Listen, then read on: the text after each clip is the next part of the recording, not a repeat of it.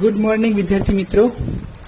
Last લેક્ચરમાં આપણે સંપાતપણાનો સિદ્ધાંત વિશે ભણ્યા હતા કે કઈ રીતે સંપાતપણાનો સિદ્ધાંત આપણે અલગ અલગ બિંદુઓથી વિદ્યુતભારો હશે તો તે બધા વિદ્યુતભારો વચ્ચે જે બળ લાગે છે તે બધાનું સદિશ સરળો કરીને આપણે મેળવી શકીએ છીએ તે વાત હતી. તો આજે એક નવા ટોપિકની વાત કરવાના છીએ જે છે ચેપ્ટરના જે ટાઇટલ જે છે વિદ્યુતભાર અને વિદ્યુત ક્ષેત્ર, એમાંથી સેકન્ડ ટાઇટલ છે એટલે કે વિદ્યુત ક્ષેત્ર. તો શું છે આ વિદ્યુત ક્ષેત્ર?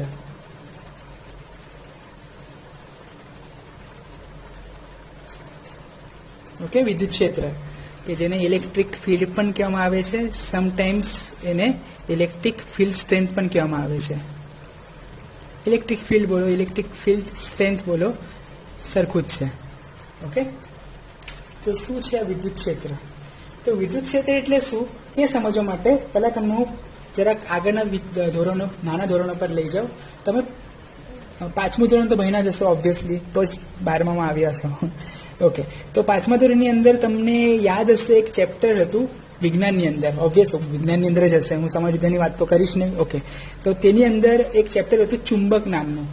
એ ચુંબકના ચેપ્ટરની અંદર ઘણી બધી ઇન્ટરેસ્ટિંગ એક્ટિવિટીઝ કરવામાં આવેલી હતી, જો કે આપણે કરી નથી, આપણે તો બસ ફક્ત ગોખીને ગયા હશે. ઓકે, તો તેની અંદર શું હતું કે ધારો કે એક ગજો ચુંબક છે. ગજો ચુંબક છે એટલે એને બે ધ્રુવોના N અને S. ઓકે, હવે આ બંને વિદ્યુત ધ્રુવો વિદ્યુત ધ્રુવો નહીં, આ ચુંબકીય ધ્રુવો છે. તો ચુંબકીય ધ્રુવો દ્વારા શું લાગે છે, બીજો કોઈ ચુંબક હશે કાં તો બીજો કોઈ લોખંડનો ટુકડો લઈને જાઓ તમે. ઓકે, તો એ શું થશે, આનાથી આકર્ષિત થતું હતું. અને જો ચુંબક જ લઈને જાઓ અને ચુંબકનો N ધ્રુવની સામે N ધ્રુવ લઈ જાઓ તો એ અપાકર્ષણ કરતું હતું. પણ એ જ ટુકડો જો હું અહીંયા કશે મૂકી રાખું તો આ પોઈન્ટ પર, તો કદાચ તમે જવાબ આપશો કે નહીં, કંઈ અસર નહીં થાય.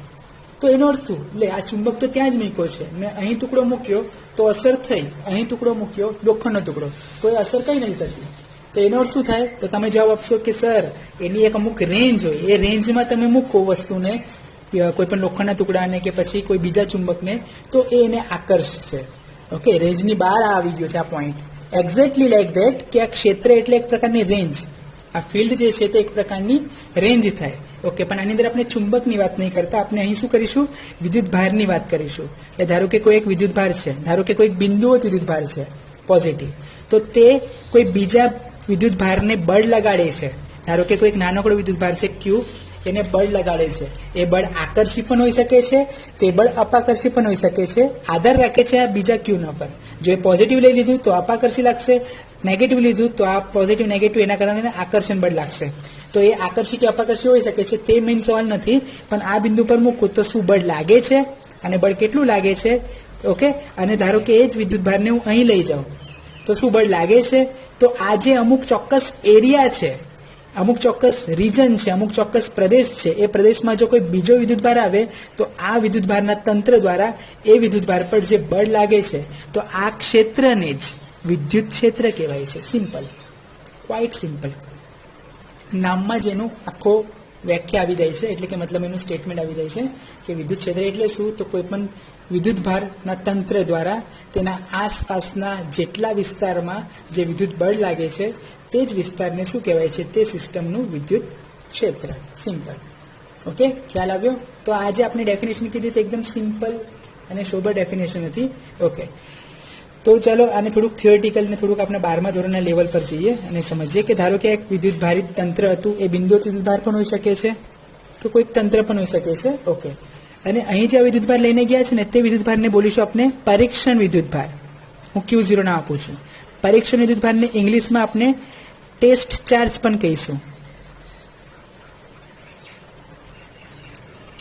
Test charge. તમને ટેસ્ટ ટ્યુબ તો ખબર હશે, કેમિસ્ટ્રીમાં યુઝ કરો છો. ઓકે, ટેસ્ટ ટ્યુબનો અર્થ શું થાય, તમે એવી ટ્યુબ લો છો કે જેનાથી તમે ટેસ્ટ કરવાના છો, એટલે કે ચેકઆઉટ કરવાના છે, કસોટીઓ કરવાના છો. તો that is that kind of charge. Okay, તો હવે આ વિદ્યુતભાર કે જે ખૂબ નાનો હોવો જોઈએ, ખૂબ જ નાનો, મતલબમાં 0થી પણ નાનો હોવો જોઈએ. 0થી નાનો તો નહીં હોઈ શકે, સોરી. ઓકે, ખૂબ નાનો હોવો જોઈએ. ઓકે, તો તે વિદ્યુતભારને અહીંયા લઈને આવું છું તો આ જે અંતર છે, ધારો કે R અંતર છે, આ અંતર પર આ તંત્ર દ્વારા આ બિંદુઓ વિદ્યુતભાર પર લાગતું જે બળ હશે તેની જ વાત કરીએ તો તે જે વિદ્યુત ક્ષેત્ર જે છે તે કંઈક આવી રીતે આપી શકાય. ઓકે, પહેલી તો બળ કેટલું લાગશે, તો બળ હું અહીંયા લખું છું F ઇઝ ઇક્વલ ટુ કે Q1 Q2 upon R square. આ તો બળનું સૂત્ર થયું. આપણા અત્યારના સૂત્ર પ્રમાણે લખીએ તો Q1 બરાબર થઈ જશે કેપિટલ Q અને Q2 બરાબર થઈ જશે Q0 અપોન અંતર કેટલું છે, તો R square as it is. આ થયું બળ. ઓકે, તો ક્ષેત્ર કઈ રીતે લખી શકાય, તો ક્ષેત્રમાં આ Q0 નો કોઈ મતલબ નથી, કારણ કે વિદ્યુત ક્ષેત્ર એટલે શું, જે તે બિંદુ પર જે પ્રવર્તતું વિદ્યુત ક્ષેત્ર છે તે કોના પર બળ લાગે છે તે એના પર ડિફાઇન થતું નથી. એટલે ઇન શોર્ટ આ ઈને મારે લખવું હોય તો હું લખી શકું કે જે તંત્ર દ્વારા વિદ્યુત ક્ષેત્ર ઉત્પન્ન થયું છે તે તંત્રનો Q છેદમાં કેટલા અંતરે લાગુ પાડી રહ્યા છે આપણે, તો R સ્ક્વેર અંતરે. સિમ્પલી આ થયું વિદ્યુત ક્ષેત્રનું સૂત્ર is equal two KQ upon R square. Okay, જરા આ સૂત્રને મેચ આઉટ કરવાની ટ્રાય કરીએ તો તમે જોઈ શકો છો આટલો પાર્ટ જે છે, આટલો પાર્ટ તે એક્ઝેક્ટલી ઈ તો છે, તો હું લખી શકું છું F ઇઝ ઇક્વલ ટુ ઈ અને શું બચ્યું અહીં, આ F ની જગ્યા પર મેં F ઇઝ ઇક્વલ ટુ આટલો પાર્ટ જે છે તેને મેં ઈ લખ્યું અને બાકી બચ્યું છે Q0. So I can write down Q0. અને આ ફક્ત Q0 માટે નહીં, કોઈ પણ વિદ્યુતભાર માટે લાગુ પાડી શકાય છે. F is equal two QE. Okay, હવે વિદ્યુત ક્ષેત્ર એ કેવી રાશિ, તો વિદ્યુત ક્ષેત્ર એ સદિશ રાશિ છે, એને પણ દિશા હોય છે. તો કઈ દિશામાં હશે વિદ્યુત ક્ષેત્ર, તો જે દિશા બળની હશે ને તે દિશામાં વિદ્યુત ક્ષેત્ર લેવામાં આવે છે. બળની દિશામાં વિદ્યુત ક્ષેત્ર હોય છે, વિદ્યુત બળની દિશામાં.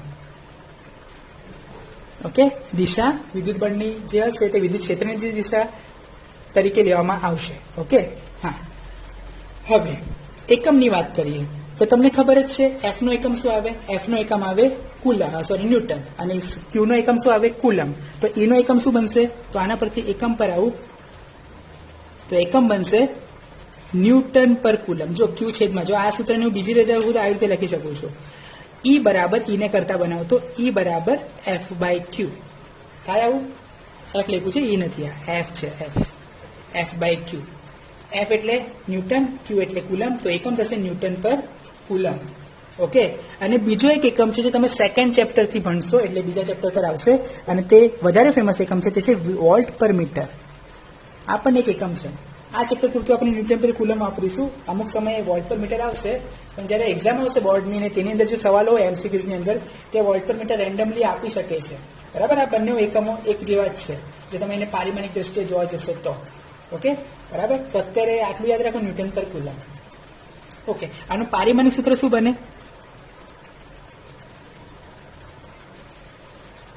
તો પારિમાણિક સૂત્ર, ચાલો ન્યૂટન માટેનું પારિમાણિક સૂત્ર શું આવે, M1 L1 T -2. ઓકે, અને કુલમ છેદમાં છે, કુલમનું પારિમાણિક સૂત્ર શું આવે, A1 T1. ઓકે, એમ્પિયર અને ટાઈમ એટલે કે A1 T1, અને કુલમ જે છે તે કુલમને ઉપર. ઓકે, કુલમનું પારિમાણિક સૂત્ર આવશે A1 T1. અહીંયા લખી દઉં છું સાઈડ પર. હવે આને મારે છેદમાં લખવાના છે. ઉપર લખાશે તો લખાશે A-1, એ ઉપર લખાશે, અને T -1, તો આ 3 થઈ જશે. તો આ છે એ વિદ્યુત ક્ષેત્રનું પારિમાણિક સૂત્ર, M1 L1 T -3 A-1. Okay, A-1. વિદ્યુત ક્ષેત્ર એ સદિશ રાશિ છે, એની દિશા કઈ, તો બળની જે દિશા લેવામાં આવે છે તે દિશામાં વિદ્યુત ક્ષેત્રને લેવામાં આવશે. ઓકે, એનો એકમ છે ન્યૂટન પર કુલમ, અને તેનું પારિમાણિક સૂત્ર છે M1 L1 T -3 A-1. અને બીજો પણ એકમ છે વોલ્ટ પર મીટર. તો આ હતો વિદ્યુત ક્ષેત્રનો એક સિમ્પલી ઇન્ટ્રોડક્શન. ખ્યાલ આવ્યો? ઓકે, હવે એક બીજી ઇન્ટરેસ્ટિંગ વાત આ વિદ્યુત ક્ષેત્રને ધ્યાનમાં લેવાની, કે વિદ્યુત ક્ષેત્ર જ્યારે આપણે શોધતા હોઈએ ત્યારે શું ધ્યાનમાં લેવાનું હોય છે તે. તો તે ધ્યાનમાં લેવા માટે અમુક એના મુદ્દાઓ છે, શું બાબતો યાદ રાખવાની હોય છે. તો પહેલો મુદ્દો છે કે જ્યારે પણ આપણે વિદ્યુત ક્ષેત્ર શોધતા હોઈએ ત્યારે જે પરીક્ષણ વિદ્યુતભાર લઈએ છે તે Q0 ટેન્સ ટુ 0 હોવું જોઈએ. ટેન્સ ટુ નો અર્થ થાય 0 ની નજીક, એક્ઝેક્ટ 0 નહીં. ટેન્સ ટુ નો મતલબ ઇક્વલ ટુ થતો નથી. ટેન્સ ટુ નો અર્થ થાય કે નિયર ટુ 0, એટલે કે 0 ની નજીકની કિંમત હોવી જોઈએ. પણ બીજી એક વસ્તુ કે Q0 મિનિમમ કેટલો લઈ શકો છો તમે, E જેટલો, કારણ કે આપણે પેલા વિદ્યુતભારનો ક્વોન્ટમીકરણ એટલે કે Q બરાબર N સૂત્ર પરથી ખબર જ છે કે E નાનામાં નાનો મૂળભૂત વિદ્યુતભાર કેટલો હશે, તો E જેટલો હશે. નાનામાં નાનો, અને તેની કિંમત છે 1.6 ગુણ્યા 10⁻19 તો નાનામાં નાની આટલી કિંમત તમે લઈ શકો છો, બરાબર. અને આટલી કિંમત લેવાનું કારણ શું છે? તો કારણ એ છે કે જ્યારે તમે કોઈક વિદ્યુત ભારિત તંત્ર, કોઈક બિંદુ વિદ્યુતભાર પણ હોઈ શકે છે ક્યુ નામનું, કાં તો આખું તંત્ર પણ હોઈ શકે છે, જેનું તમે વિદ્યુત ક્ષેત્ર કોઈ એક આપેલા અંતરે આપેલા બિંદુ પર શોધવા જઈ રહ્યા છો. તો તે બિંદુ પર જ્યારે આપણે Q0 મૂકવા જઈશું તો આ Q0 ની અસર તો લાગશે આના પર. એવું નથી કે આના દ્વારા આના પર બળ લાગે તો આના દ્વારા આના પર બળ નહીં લાગે. એ આપણે જોઈ ગયા છીએ જ્યારે આપણે કુલમ્બનો નિયમ ભણતા હતા ત્યારે. ન્યૂટનના ગતિનો ત્રીજો નિયમ લાગુ પડે છે એવું કંઈક આપણે ભણ્યા હતા, યાદ આવ્યું તો? ઓકે, તો આના દ્વારા આના પર જેટલું બળ લાગે છે તેટલું જ બળ આના દ્વારા આના પર લાગે છે, પણ આનું મૂલ્ય એટલું બધું ઓછું લઈ દીધું છે કે જેના કારણે આ જરા પણ ખસશે નહીં. હવે મેં જે બોલ્યો તેનો અર્થ એવો કહેવા માંગુ છું કે તમને બે મેગ્નેટ વિશેની વાત ખબર છે. ધારો કે આ એક મેગ્નેટ છે, આ પેન જે છે એક મેગ્નેટ છે, આ N અને આ S, અને ધારો કે આ બીજો એક મેગ્નેટ છે. ઓકે, આ N અને S, જે ઢાંકણાવાળો ભાગ છે તે N લઈને ચાલો. ઓકે, તો જ્યારે હું આ પેનની નજીક આ બીજી પેન લઈ આવીશ તો ઓટોમેટિક ખસશે, આ પણ ખસશે ને આ પણ ખસશે. તો આ પોતાનું સ્થાન બદલી રહી છે, તેવું આની સાથે નહીં થવું જોઈએ, બરાબર. કેમ? કારણ કે જો આ બિંદુવત વિદ્યુતભાર જો અહીં લઈ આવું છું અને જો આ પોતાનું સ્થાન ખસીને કશે બીજે ચાલ્યો ગયો, એટલે કે થોડું ખસી ગયું, તો જે અંતર જે છે તે બદલાઈ જશે. અને અંતર બદલાઈ જશે તો આપણે જે સૂત્ર તારવી રહ્યા છે E બરાબર K capital Q upon R², માં R તો મેન્ટેન રહેશે જ નહીં, R બદલાતો જશે. તો R બદલાતો જશે તો પછી E ની કિંમત કઈ રીતે શોધીશું? ધેટ્સ વાય જે તમે પરીક્ષણ વિદ્યુતભાર લેવો છે તે નાનામાં નાનો હોવો જોઈએ. આ નાનામાં નાનો કેટલો હોઈ શકે છે? તો એ મિનિમમ હોઈ શકે છે 1.6 × 10⁻19 કુલમ જેટલું. ઓકે, તો આ એક એની વસ્તુ ધ્યાનમાં રાખવાની હોય છે. અને બીજી એક મુદ્દો કે જો કે ધ્યાન રાખવાની વાત નથી, એનાથી આપણે ઇન્ટરેસ્ટ વેલ્યુ મળી શકે છે કે આપને ખબર જ છે એક વખત આપણે આટલા અંતરે કોઈ પણ તંત્રથી આટલા અંતરે એક વખત વિદ્યુત ક્ષેત્ર શોધી નાખ્યું. એ વિદ્યુત ક્ષેત્ર શોધ્યા બાદ પછી તમારે આ Q0 ને કાઢી નાખો તો પણ ચાલે. પછી તમે એના મદદથી તમે બળ પણ શોધી શકો છો ઓબ્વિયસલી, કારણ કે F = QE સૂત્ર છે. હવે મને આટલા અંતરે એક્ઝેક્ટલી આ જ અંતર માટે, કોઈ પણ બીજા અંતર માટે નહીં, આ અંતર માટે E ની કિંમત ખબર પડી ગઈ. ઓકે, અને E ની કિંમત પછી હું આ બિંદુ પર બીજો કોઈ વિદ્યુતભાર મૂકું, બીજો કોઈ પણ, કેટલો પણ મોટો કેટલો પણ નાનો ગમે તે વિદ્યુતભાર મૂકું આ પરીક્ષણ વિદ્યુતભારને છોડીને, તો તે વિદ્યુતભાર પર આ વિદ્યુત ભારના કારણે લાગતું બળ હું ઇઝીલી આનાથી શોધી શકું છું. એના માટે મારે કરવાનું શું હોય છે? તો સિમ્પલી આટલા અંતર માટે આ તંત્ર દ્વારા જે વિદ્યુત ક્ષેત્ર છે તે, અને જે તમે નવો વિદ્યુતભાર અહીંયા લઈને આવો છો તેનો બંનેનો ગુણાકાર, એટલે સિમ્પલી તમે F મેળવી શકો છો. પછી તમારે આખે પેલું સૂત્ર લગાવવું પડતું નથી કે Q1 Q2 upon R². Okay, એક વખત જો વિદ્યુત ક્ષેત્ર એટલા એરિયાનું ખબર પડી ગઈ હોય તો આપણે ઇઝીલી શોધી શકીએ છીએ. તો આ છે એના એક બે મુદ્દાઓ કે જે તમારે વિદ્યુત ક્ષેત્રમાં ધ્યાન રાખવાના હોય છે. ઓકે, તો આપણે જોયું કે ફાઇનલી સૂત્ર છે આપણી પાસે E બરાબર F/Q, કાં તો પછી F બરાબર EQ, એ બંને લખી શકો છો. ઓકે, તો વાત કરી તે પ્રમાણે E જે છે તે કેવી ક્વોન્ટિટી છે? વેક્ટર ક્વોન્ટિટી છે, એટલે કે સદિશ સ્વરૂપ છે. અને બીજી વાત કે આની અંદર એક કરતાં વધારે વિદ્યુત ભારો દ્વારા કોઈ એક બિંદુ પર લાગતું વિદ્યુત ક્ષેત્ર શોધવું હોય તો શું તેના પર સંપાતપણાનો સિદ્ધાંત એપ્લાય કરી શકાય? તો હા, એપ્લાય કરી શકાય. જેવી રીતે આપણે બળ માટે લાગુ પાડ્યું એક્ઝેક્ટલી એની રીતે જ E માટે પણ લાગુ પાડી શકાય છે. તો જોઈએ કઈ રીતે. તો ધારો કે મારી પાસે એક સિસ્ટમ છે કે જેની અંદર ઘણા બધા વિદ્યુત ભારો છે. એક છે Q1, એક છે Q2, એક છે Q3, બરાબર. અને આ ત્રણ વિદ્યુત ભારોને હું સ્થાન સદિશ આપું છું, એટલે એક કાર્ટેશિયન કોઓર્ડિનેટ સિસ્ટમ ઇમેજિન કરું છું. ધારો કે આ એક કાર્ટેશિયન કોઓર્ડિનેટ સિસ્ટમ છે. Okay, Y, X and Z. તો આ Q1 માટેનું સ્થાન સદિશ જે હશે તેને શું કહીશું? R1, તમને ખબર જ છે. Q2 માટેના સ્થાન સદિશને હું કહીશ R2, અને આ Q3 માટેના સ્થાન સદિશને કહીશ R3. અને આ ત્રણ વિદ્યુત ભારોના કારણે મારે કોઈ એક બિંદુ પર, કોઈ વિદ્યુતભાર પરને કોઈ બિંદુ આગળ, ધારો કે આ એક બિંદુ છે, આ બિંદુ આગળ મારે વિદ્યુત ક્ષેત્ર શોધવું છે. એ બિંદુ માટે હું સ્થાન સદિશ લઉં છું ફક્ત R. અહીં કોઈ વિદ્યુતભાર નથી. જો વિદ્યુતભાર લઈશું તો પછી બળ બની જશે. કેમ કે તમે જોયું વિદ્યુત ક્ષેત્રના સૂત્રમાં ફક્ત KQ/R², એટલે ફક્ત એક જ વિદ્યુતભાર આવે છે, બે વિદ્યુતભાર આવતા નથી. ઓકે, એટલા માટે તો અહીં આ એક જે બિંદુ લીધું છે, આ બિંદુ આગળનું સ્થાન સદિશ છે R. તો હવે આ બિંદુ પર આ Q1 ના કારણે, આ Q2 ના કારણે અને આ Q3 ના કારણે જે વિદ્યુત ક્ષેત્ર ઉત્પન્ન થયું છે તે શોધવાનું છે. તો ચાલો એ શોધીએ. ઓકે, તો કઈ રીતે શોધી શકાય? તો Q1 દ્વારા આ બિંદુ પર જે ક્ષેત્ર લાગશે તે ધારો કે આમ લાગી રહે છે. મેં કીધું એ પ્રમાણે બળની જે દિશા હશે તે, અને આ બધી થિયરીમાં આપણે Q1 Q2 Q3 આ બધાને આપણે પોઝિટિવ ગણેલા છે. તો બળની દિશા આમ લાગશે એટલે વિદ્યુત ક્ષેત્ર પણ આ છે, જેને હું E1 નામ આપું છું. આ Q3 ના કારણે જે ક્ષેત્ર લાગશે તે કંઈક આમ લાગશે સીધું, અને તેને હું E3 નામ આપું છું. અને Q2 ના કારણે જે ક્ષેત્ર લાગશે તે આમ લાગશે, તેને હું નામ આપું છું E2. ઓકે, ને પછી પરિણામી જે બનશે તે તો આપણે છેલ્લે ફાઇનલી ગણતરી કરીને શોધી નાખીશું. પણ આવી રીતે E1 E2 ને E3 ક્ષેત્ર લાગી રહ્યા છે. ચાલો તે શોધીએ. તો અહીં લખું છું Q1 ના કારણે બિંદુ, શું નામ આપ્યા બિંદુનું? ચાલો નામ આપી દઈએ P બિંદુ પર. ઓકે, બિંદુ P પર પ્રવર્તતું વિદ્યુત ક્ષેત્ર, જે ધારો કે જો E1 હોય તો E1 બરાબર લખાશે કે Q1, કારણ કે Q1 ના કારણે લાગે છે, અપોન અંતર. હવે મારે અંતર કયું લેવાનું? આ લેવાનું? આ લેવાનું ના, તમને ખ્યાલ જ છે અંતર આ લેવાનું હોય છે. ઓકે, હવે આ અંતરને શું કહીશું તો તમને ખબર જ આવે છે. જો અહીંયા R1 અને R છે, તો હું અંતર લઈશ R માઇનસ R1. તમને આગળથી પ્રેક્ટિસ હશે તો ખ્યાલ આવી જશે કે મેં શું લખ્યું છે. R માઇનસ R1 કુલમના નિયમને જોઈ લો, એનો વેક્ટર સ્વરૂપ જોઈ લો, એટલે કે સદિશ સ્વરૂપ, અને સંપાત સિદ્ધાંતને એક વખત ટેલી કરી લો, આ વસ્તુ ખબર પડી જશે. ઓકે, સિમ્પલી આ R1 છે, આ R છે, તો બંને વચ્ચેનું અંતર કઈ રીતે શોધાય? તો R પર R1 થી R પર જઈ રહ્યા છો એટલે R માઇનસ R1 લખવાનું હોય છે. કે Q અપોન R સ્ક્વેર, તો એ જ લખેલું છે મેં, કે Q અપોન R સ્ક્વેર. હવે જો અહીં હું તીર આપી દઉં, એટલે કે સદિશ સ્વરૂપ લખી દઉં, તો મારે અહીંયા શું કરવાનું હોય છે? ફક્ત ને ફક્ત એક એકમ સદિશ એડ કરવાનો હોય છે. એકમ સદિશ કઈ દિશામાં? તો આ જ દિશામાં.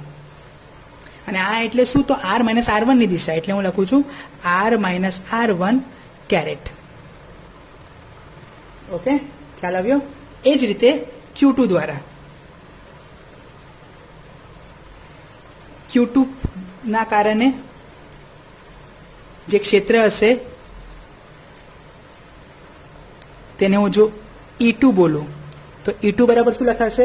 E2 બરાબર લખાશે કે Q2, કે Q2 આ રહ્યું, અપોન અંતર કયું? તો મારે અંતર આ લેવાનું.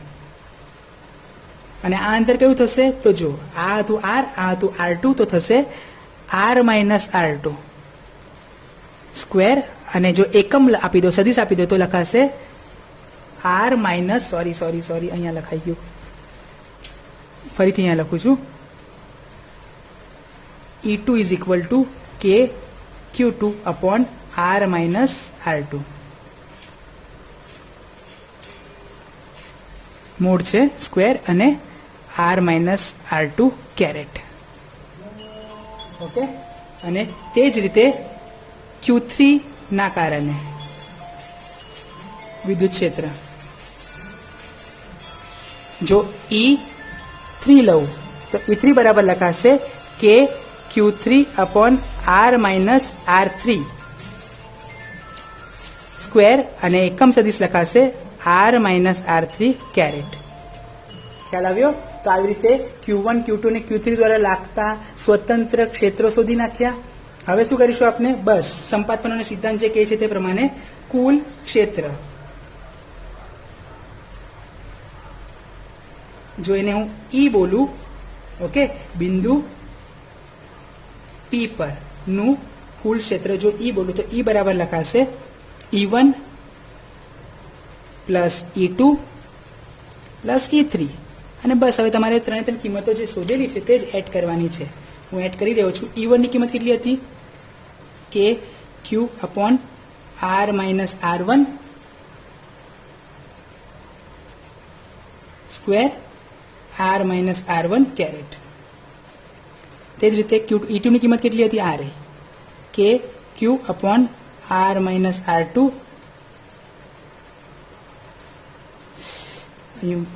Okay R minus R2 caret. અને છેલ્લી કિંમત જે હતી તે શું હશે? કે Q આ રહી દેખાય છે Q3, આ Q2 આવશે, આ Q3 છેદમાં R minus R3 square R minus R3 caret. Okay, આ રીતે લખાશે. અને પછી તમારે શું કરવાનું છે, આ ત્રણમાંથી જે કંઈ પણ કોમન નીકળે છે તે કાઢો અને એક બીજું સ્વરૂપ પણ આપી શકો છો, જે આપણે કુલમના નિયમના સદિશ સ્વરૂપમાં બનાવ્યું હતું, જનરલ સ્વરૂપ જેને કહેતા હતા, જનરલ સમીકરણમાં. ઓકે, તે જોવું હોય તો આવી રીતે કંઈક બનશે.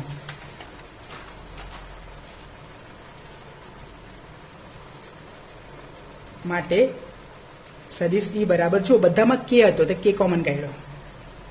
Q1, Q2 ને Q3 આવતા હતા એટલે તને કોમન નહીં નીકળશે. અને છેદના અંતરો જે હતા, આ જે અંતરો જે છે તે પણ અલગ અલગ છે. આ છે R માઇનસ R1 અંતર એટલે આ અંતર, આ છે R માઇનસ R2 અંતર એટલે આ અંતર, અને ત્રીજું છે R માઇનસ R3 અંતર એટલે કે આ અંતર. ઓકે, તો તને અંતર અલગ અલગ છે એટલે એ પણ કોમન નીકળશે નહીં. અને એકમ સદિશો પણ મેં કીધું એ પ્રમાણે મૂલ્ય ભલે એક હોય પણ એની દિશાઓના કારણે એ પણ કોમન નીકળશે નહીં. તો આપણે કોઈ પણ વસ્તુ કોમન નહીં નીકળતા, અંદર બધું એઝ ઇટ ઇઝ જ રહેશે, ફક્ત કે બહાર નીકળશે. હવે આ બધી જ વસ્તુઓને મારે એઝ ઇટ ઇઝ જ રાખવી હોય અને કે કોમન કાઢ્યો છે તો હું એને સમેશન ફોર્મમાં લખી શકું છું. તમને યાદ હશે તો સમેશન હું આઈ લઉં છું, આઈ બરાબર 1 થી 3 સુધી, કારણ કે 3 વિદ્યુત ભારો છે. ક્યુ આઈ બરાબર છેદમાં આવશે આર માઇનસ આર આઈ, કારણ કે R minus R1, R minus R2, R. Okay, કે summation I is equal to 1 થી 3, કારણ કે 3 વિદ્યુત ભાર હતા, અને Q I R minus R1, R minus R2, R minus R3 એવી રીતે આવતા હતા. એટલે કે આર તો કોમન જ હતા, R1, R2, R3 આવતા હતા, એની જગ્યા પર મેં આઈ લખી દીધા છે સ્ક્વેર, અને ઉપર આવશે એકમ સદિશ R minus R I caret. એની અંદર આઈ બરાબર 1, 2, 3 એવી રીતે આવ્યા કરશે. જો અહીંયા જેની જરૂર નહીં પડી, જે આપણે કુલમના નિયમમાં પડતી હતી. કેમ? કારણ કે અહીંયા ફક્ત એક જ વિદ્યુતભાર છે, એટલે એક પદની અંદર એક જ વિદ્યુતભાર આવવાનો છે. તો આ હતું એનું સુપરપોઝિશન પ્રિન્સિપલ, એટલે કે સંપાતપણાનો સિદ્ધાંત. એટલે આવી રીતે આપણે એક કરતાં વધારે વિદ્યુતભારો દ્વારા કોઈ બિંદુ પર વિદ્યુત ક્ષેત્ર લાગતું હોય તો આવી રીતે એને શોધી શકીએ છીએ.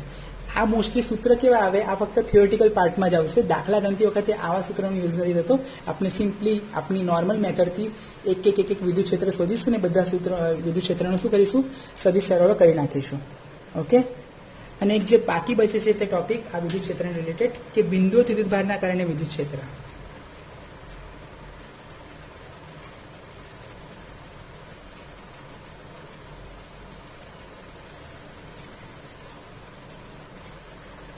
કોઈ બિંદુઓ વિદ્યુતભાર હશે તો તેના કારણે જે વિદ્યુત ક્ષેત્ર લાગતું હોય તે, ધારો કે આ એક કોઈ બિંદુઓ વિદ્યુતભાર છે તો આના કારણે જે વિદ્યુત ક્ષેત્ર લાગતું હોય તો ધારો કે કોઈક આર અંતરે આપણે ક્ષેત્ર શોધવું છે તો સિમ્પલી સૂત્ર યાદ જ છે. સિમ્પલ સૂત્ર આવશે કે આ જો વિદ્યુતભાર ક્યુ હોય તો ક્યુ અપોન અંતર જો આર હોય તો આર સ્ક્વેર, અને જો પોઝિટિવ છે તો આ દિશામાં એકમ સદિશ હશે તો આર કેરેટ. આ સિમ્પલ સૂત્ર આપણે વાપરવાના છે જ્યારે બિંદુઓ વિદ્યુતભારની વાત થશે ત્યારે. હા, એક વસ્તુ, બે પ્રકારના વિદ્યુતભારો છે આપણી પાસે, એક છે પોઝિટિવ અને એક છે નેગેટિવ. બરાબર, તો પોઝિટિવ વિદ્યુતભારની વિદ્યુત ક્ષેત્ર કઈ રીતે દર્શાવવામાં આવે છે તો તે કંઈક આવી રીતે દર્શાવવામાં આવે. જુઓ, હજી તમારે લાઈન ડ્રો કરવી હોય તો કરી શકો છો, હજી કરવી હોય તો કરી શકો છો. ઓકે, હા, નેગેટિવમાં શું હશે તે જુઓ.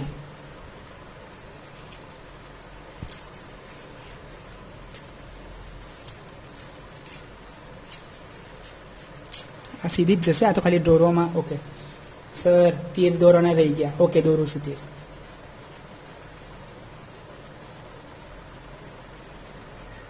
ફરક દેખાયો તમને? શું છે બંનેમાં ફરક? પોઝિટિવમાં બધા જે તીરો દોરેલા છે તે આઉટવર્ડ છે, એટલે કે બહારની તરફ જઈ રહ્યા છે, અને નેગેટિવ વિદ્યુતભાર માટે જે વિદ્યુત ક્ષેત્ર માટે જે તીર દોરેલા છે તે બધા અંદરની તરફ છે. તો આ મેઇન ડિફરન્સ છે ને આને ફોલો કરવાનો છે જ્યારે નેગેટિવ અને પોઝિટિવ વિદ્યુતભારો આવે ત્યારે. ઓકે, હજી આને થોડુંક વધારે સમજાવું તો આ તીરને મેં એક્સટેન્ડ કરેલા છે. ઓકે, હજી આગળ સમજાવું તો તમે એક વસ્તુ નોટિસ કરી રહ્યા હશો કદાચ, અને એના પછીના તીર પણ એનાથી હજી નાના દોરેલા છે. તો કહેવાનો અર્થ એવો કે પોઝિટિવ વિદ્યુતભાર માટેની વિદ્યુત ક્ષેત્ર રેખાઓ કંઈક આવી રીતે દોરવામાં આવે અને નેગેટિવ વિદ્યુતભારની વિદ્યુત ક્ષેત્ર રેખાઓ કંઈક આવી રીતે દોરવામાં આવે છે. ધ્યાન આવ્યું? ઓકે, પછી ક્ષેત્રરેખા કઈ રીતે હોય છે તેનું શું, એટલે કે એના અમુક ગુણધર્મો છે તે શું છે તે આપણે નેક્સ્ટ લેક્ચરમાં જોઈશું. તો આ હતું વિદ્યુત ક્ષેત્રનું ઇન્ટ્રોડક્શન એનું સૂત્ર શું છે, એક કરતાં વધારે વિદ્યુતભાર હોય તો કઈ રીતે એને સોલ્વ કરી શકાય છે, ઓકે, અને બિંદુથી વિદ્યુતભાર માટેનું કોમન સૂત્ર શું છે, તો આ રહ્યું. બળ અને વિદ્યુત ક્ષેત્ર વચ્ચે શું કોમ્બિનેશન છે તે પણ આપણે જોયું, અને વિદ્યુત ક્ષેત્ર પોઝિટિવ અને નેગેટિવ માટે કઈ રીતે એને રિપ્રેઝેન્ટ એટલે બતાવવામાં આવે છે તે આ રીતે હતું. ઓકે, નેક્સ્ટ લેક્ચરની રાહ જુઓ. Okay, all the best.